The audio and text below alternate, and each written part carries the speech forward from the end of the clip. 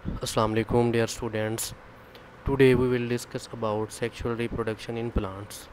तो सबसे पहले हम जो है रिप्रोडक्शन के बारे में पढ़ेंगे कि रिप्रोडक्शन होती क्या है। Reproduction is the process by which plant give rise to new plants. तो ये हम जानते हैं कि उसके बाद जो रिप्रोडक्शन है उसकी टू टाइप्स हैं। It involves sexual reproduction and sexual reproduction. Sexual reproduction involves male and female gametes forming a zygote. अब बेसिकली हमने जो डिफरेंस है वो देखना है ए सेक्शुअल रिप्रोडक्शन का किसके साथ, सेक्सुअल रिप्रोडक्शन के साथ। Asexual reproduction involves one parent, offsprings are identical. अब जो ए सेक्शुअल रिप्रोडक्शन है उसकी जो एग्जांपल हैं they include budding, vegetative propagation, binary fission, multiple fission, fragmentation and spore formation. अब उसके बाद है sexual reproduction. It involves two parents, offspring show variation, it ensures survivals and adaptability। अब उसके बाद हम डिस्कस करेंगे स्ट्रक्चर ऑफ अ फ्लावर। हम जानते हैं कि flowers are the reproductive organs of the angiosperm. अब जो फ्लावर्स के कंपोनेंट्स होते हैं they are arranged in the form of whorls. There are four whorls. Outer two whorls are called as non reproductive while inner two are called as reproductive. Main parts include calyx, corolla, gynoecium and androecium. Male part है हमारे पास flower का androecium. Its individual unit are called as stamen while female part is called as gynoecium. Its individual unit is called as carpels or pistils. हमारे पास diagram है flower की। हमारे पास जो मेल पार्ट है एंड्रोशियम का उसमें हमने पढ़ा था कि इसके पास क्या होती है, thread like filament to which anther is attached. अब उसके बाद जो फीमेल रिप्रोडक्टिव पार्ट है फ्लावर का जिसके इंडिविजुअल यूनिट हमारे पास क्या हैं, कार्पिल्स आर पिस्टिल। अब उसका जो थ्री पार्ट्स हैं, नंबर वन पे हमारे पास क्या बेसल ओवरी है, ट्यूब लाइक स्टाइल है। अब उसके बाद जो उसका अपर पोर्शन है that is called as stigma. अब उसके बाद हम ये देखेंगे जो फ्लावर है उसके पास सेपल्स होती हैं, ग्रीन इन कलर होती हैं। ये क्या करती हैं, बर्ड स्टेज के ऊपर फ्लावर को क्या कर रही होती हैं, प्रोटेक्ट कर रही होती हैं। अब उसके बाद जो फ्लावर का ब्राइट कलर्ड होता है जो हमारे पास they are called as petal. अब ये क्या करती हैं, ये इंसेक्ट्स और बर्ड्स को क्या करवाती हैं, पोलिनेशन के लिए अट्रैक्ट करवाती हैं। अब उसके बाद हमारे पास है male reproductive part. It includes anther plus filament. Anther produces pollen grains. Pollen grains carry two male gametes and one tube nucleus. अब ये हुई ट्यूब न्यूक्लियस है जो क्या करता है, स्टिग्मा के ऊपर जाने के बाद पोलन ट्यूब्स क्या करता है, बनाता है। फीमेल रिप्रोडक्टिव पार्ट की तरफ आते हैं, कार्पेल्स। अब इसके थ्री यूनिट्स हैं, stigma, style plus ovary. Functions हम वन बाय वन क्या करेंगे, डिस्कस करेंगे। Stigma receives pollen grains, ovary contains ovules, one egg cell plus associated structure plus diploid फियन न्यूक्लियस। अब उसके बाद हम डिस्कस करेंगे पोलिनेशन को।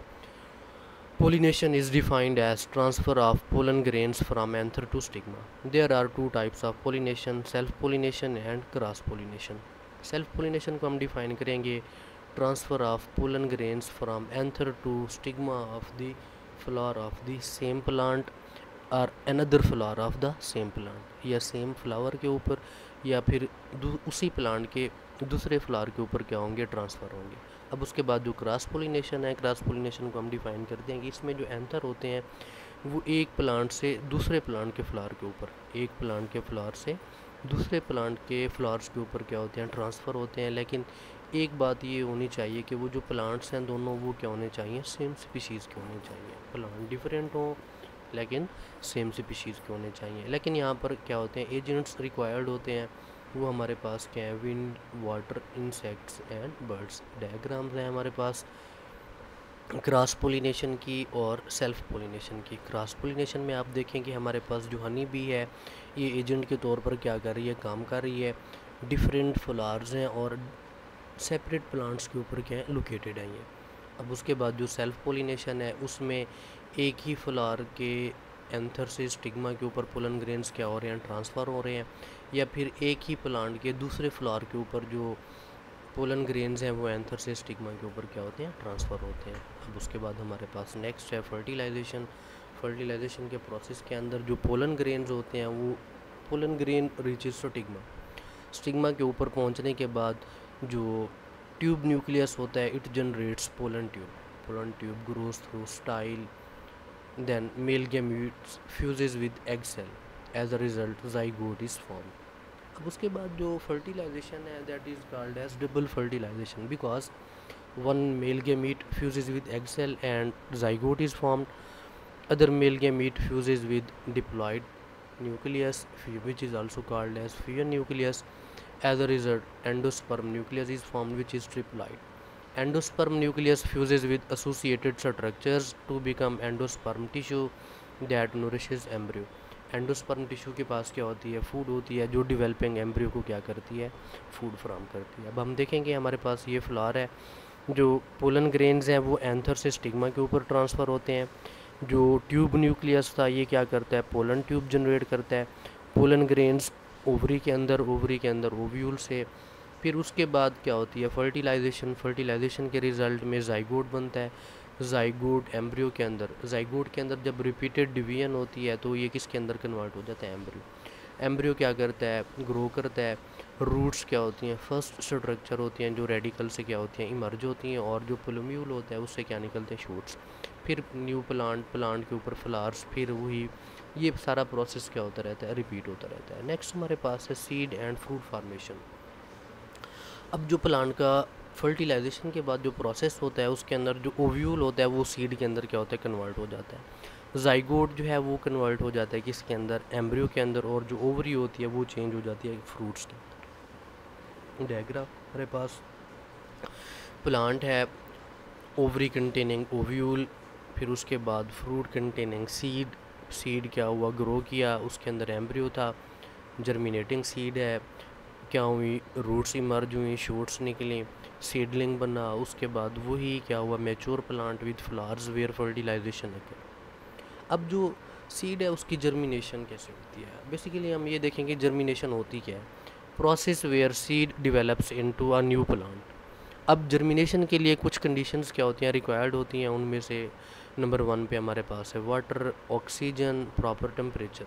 अब जो वाटर है, जब डेवलपिंग एम्ब्रियो वाटर को क्या करता है, अब्जॉर्ब करता है, तो ये साइज़ के अंदर क्या होता है, इंक्रीज़ हो जाता है, स्वेल हो जाता है. एज अ रिज़ल्ट जो सीड कोट होती है वो क्या हो जाती है, रप्चर हो जाती है. और जो वाटर है उसके साथ जो वाटर है जो उसके अंदर स्टोर्ड फूड होती है उसको भी क्या करता है, डाइजेस्ट करने के अंदर हेल्प करता है. अब उसके बाद ऑक्सीजन है. हम सबको पता है कि जो एम्ब्रियो होता है वो क्या होता है, लिविंग सेल्स हैं. अब उनको ग्रो करने के लिए क्या चाहिए, ऑक्सीजन चाहिए. तो वो ऑक्सीजन क्या होती है, रिक्वायर्ड होती है. अगर प्रॉपर अमाउंट में ऑक्सीजन मिलेगी तो वो एम्ब्रियो है वो ग्रो करेगा. अदरवाइज़ जो उसकी जर्मिनेशन है वो क्या हो सकती है, स्टॉप हो सकती है. प्रॉपर टेम्परेचर है, जो सीड्स हैं, डिफरेंट सीड्स जो होते हैं उनके जो टेम्परेचर होता है वो क्या होता है, डिफरेंट होता है ग्रो करने के लिए.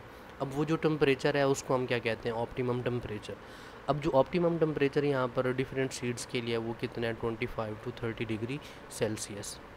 अब उसके बाद हमारे पास है importance of sexual reproduction. It produces genetic variation, helps in adaptation and evolution, maintain species continuity. अगर हम देखें जो एसेक्सुअल रिप्रोडक्शन थी तो उसके अंदर हमें जो एडवांटेज था, हमें एक ही टाइम के ऊपर मल्टीपल कॉपीज़ क्या थी, मिल रही थी. लेकिन उसका जो डिसएडवांटेज था वो ये था कि उन ऑर्गेनिजम्स के अंदर जेनेटिक वेरिएशन नहीं थी. उन सब का जो जेनेटिक मेकअप था वो क्या था, सेम था. अगर कोई डिज़ीज़ क्या होती है, स्प्रेड होती है, तो वो सारे ऑर्गेनिज़म जो है एक ही टाइम के ऊपर क्या हो जाएंगे, ख़त्म हो जाएंगे.